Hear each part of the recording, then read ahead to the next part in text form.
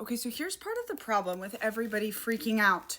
We forget to use our big boy and big girl words in our anxiety and threat assessment, right? So as soon as I make it clear that like military martial law lockdowns are not feasible in America, and everybody with military experience know this, then people go, oh, well, I don't see it as a full lockdown. I do see it as travel restrictions, military-based stop and frisk, and a general suspension of Constitution, with blue states getting the bulk of the attention. Okay, you see how easy it was to use our big boy words to say what we are actually afraid of?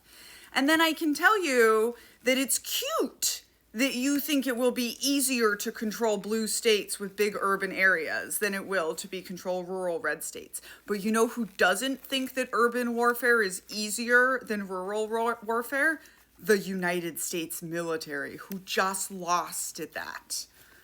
But I'm going to go back to, we can have all of the fear talks and all of the threat talks we're talking about, but use your big boy words and talk about what you're actually afraid of so that we can actually have intelligent conversations instead of everyone just screaming about martial law.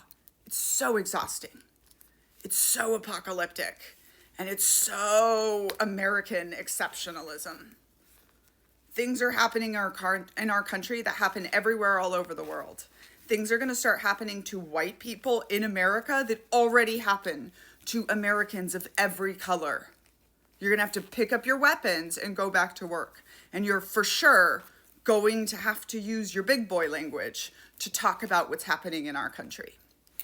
I'm Daniela, scholar of cults, extreme groups, and extremely bad leadership, former Captain Mestenek in the U.S. Army with 2 deployments to urban warfare, and not quite martial law lockdowns where we lost in a much smaller country. You can read all about that and growing up in a cult in my book Uncultured, signed copies, on my Knitting Cult Lady Closet account, because this one is still in jail.